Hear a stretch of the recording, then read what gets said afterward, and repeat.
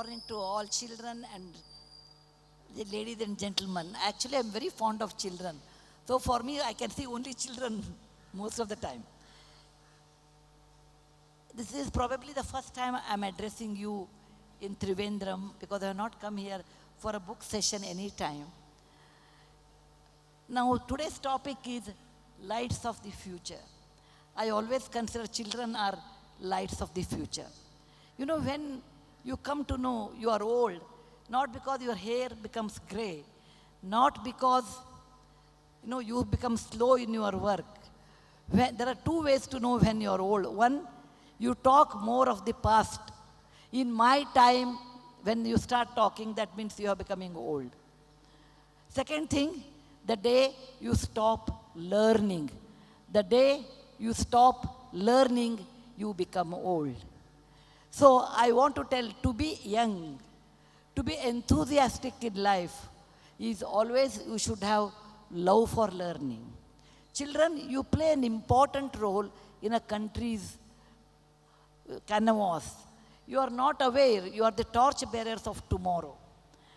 That's the reason when I write children's literature, when I write for children, I'm very keen to know what I teach or what I write.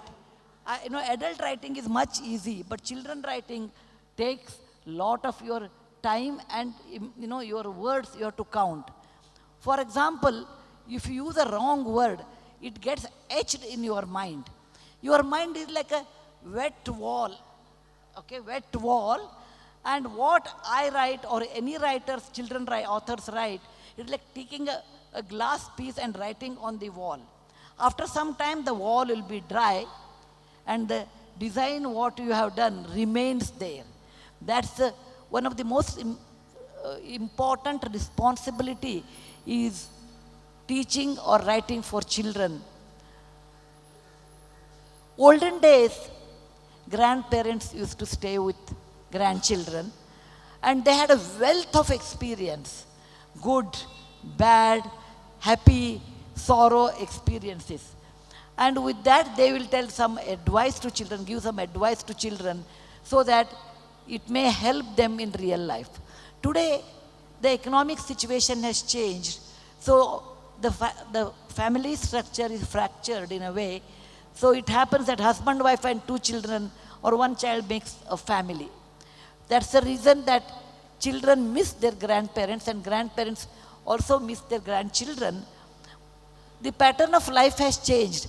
Grandparents are also very busy in evening TV serials. And nobody has a time. Both parents are working. No one has the time to sit with children and talk to them. May I request all parents who have come here, it is not the money. It is not the money. It is the time you require to spend with children.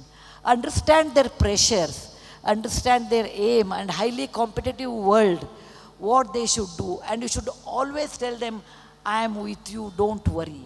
This kind of assurance is needed. I always thought, if you go on giving sermons, you should always tell truth. You should not lie. You should be honest. After 5 minutes, you think it's a moral science or moral lesson class and children get up. So I convert all these things in the form of a story and I give it to children so that they should learn these fundamental values in life which will help them for tomorrow. People do ask me many questions. I said, the fundamental values have not changed. It is same. People do. I come from a teacher's family. I come from a very middle class family, not a rich family at all. My father had 4 children and three girls and 1 son. That's why I'm very fond of girls. I have 1 daughter and a son and I have 2 granddaughters. So women are more dominating in our family or we are more comfortable with women. What values my parents gave, my grandparents gave, I grew up with them. They have remained with me. They have remained with me and they have made me what I am today. 1 or 2 of things I want to share with you so that you will understand why I am telling that good value system is very good. I have a son and his name is Rohan. And when he was 8 years old or 10 years old, I sent him to a post office. I told him, you should buy postcards. You may not know, in olden days we used to have postcards. So I told him, you get 5 postcards and bring the change. He went to the post office and he came back with 15 rupees. I said, I gave you 10 rupees. How come you got 15? He said, postmaster gave me more money and I brought it. I said, he must have thought it's 20 rupees and he has given you change. So you return. He said, no. If he makes a mistake, I will not return. I told him that is not correct. He is a family man. And suppose the 10 rupee difference he has to put from his salary, his children will suffer. Second thing, if you don't return, there is no difference between you and a thief. A thief takes somebody's money, you take someone else's money. It is unfair. He was not convinced. He was a kid, 8 years or 9 years kid. He said, but he should have calculated. I said, every human being makes an error. That you are not a God, you make error. Even sometimes gods make error. So you have to return. He was reluctant. I said, okay, don't return. You will not have dinner. And he said, okay. I said, I will also not have dinner with you. I will not eat with you. Just to teach you, someone else's money, we should never take it. Someone else's money, we should never take, even though that person has made a mistake. Then he went back and returned. I forgot about it. He grew up, later went to Harvard. And one day he called me and said, Mom, I did very well. Amma, I did very well in my examination. I thought I will do very well, but I don't think I'll be able to get A grade. I will get B grade. I said, what happened? He said, I made a mistake in the paper. I said, it happens. It happens. Examination, people get under pressure. Sometimes you make errors. Parents, I want to tell you, when children make errors, you don't get perturbed more than children. Oh, why did you make error? Look at my neighbor's son. He has scored more 99 marks. Why this one? Or look at my niece. She has done better than you. Don't ever compare your children with anyone else. Every child is a precious flower of God. Don't ever do that. Every child has one plus, one minus. You go and ask 99% mother, they will be scolding the child. You got 99, look at neighbor, he got 100. I don't know what 100th person is telling. Always get 100. Don't do that. Every child, you tell them to do your level best. Do your level best. But don't push them to this unreasonable comparison. So I told, okay, it happens in the examination. Don't worry. I told, I'm a cool mother, cool amma. Next day he called me. He said, I'm busy. I said, what happened? I got A grade and I think my teacher has made a mistake. So I'm going to my teacher to return my marks card and tell him that he should make it to B because I made a mistake in the program or in the answer. And he waited for me. He said, yes. I told, yes. Go and give it to your teacher and tell him that I have made a mistake. I am not eligible for A. It doesn't matter. In a competitive world, you may get B. But this value in you will stay forever in your life. That's more important than getting a degree. So he went to the teacher and he came back and called me. I said, teacher accepted. He said, no. Teacher gave me A+. I said, what happened? I went to the teacher and told, sir, I made a mistake. And by mistake, you have given me A grade. I think with my marks, with my equation, I should get B grade. You have given A grade. Teacher said, no. I saw your paper. I gave value A is equal to 4.7, but you have substituted A is equal to 3.7. The method was correct, only the value was wrong. You can make that kind of a small mistake, so I gave you A. But the very fact that you came back and told, sir, you have forgotten and given me more marks, that made me more happy. So I am increasing your marks to A+. Children, please remember, honesty always pays. And Rohan told me this, I was surprised. I asked Rohan, tell me why it happened like this. He said, Amma, do you remember 20 years back, I went to post office and 10 rupees I gave, he gave me 15 rupees back. And that time you told me, which is not yours, if you take it, you are a thief. I never remembered, but he remembered that, and that got into his head. And it was like a wet wall. In that, a sharp glass piece was written that if it is not yours, you should not take it. Same thing he extended to his marks. That's the reason I'm telling you, the future, the lights of future, you children should know honesty always pays. And as a mother, I never knew. I just told and I forgot. But it etched in his mind forever. If it is not his, never take. Please remember what parents do, what parents talk, what teachers do. Teachers here, I want to tell you, what you do, what you talk, all will be etched in their mind. And that's the reason you are third in the hierarchy of respect. The first one is, of course, mother, Mathrubhumi bhava. Second one is, of course, father, Pitrudevo bhava. Third one is you teachers here. That is Acharya Devo bhava. Oh teacher, I salute thee because you are making the life, you are writing the life of the future lights of our country. Be careful, be nice, be honest, be impartial to your students.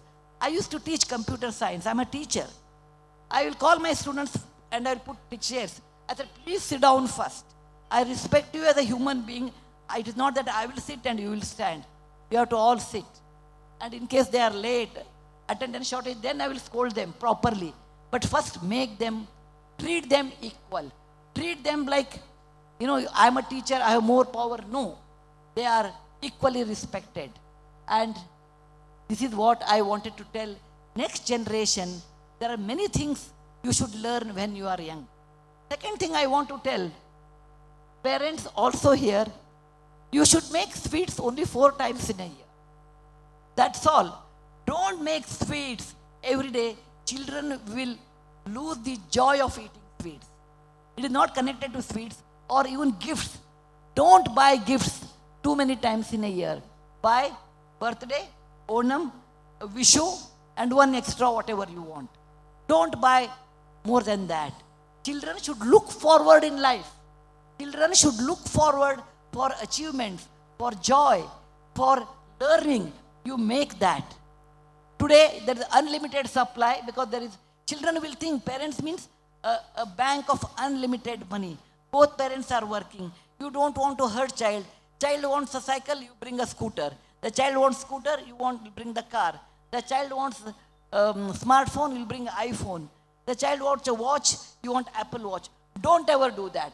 Children have good basic values, but not luxuries.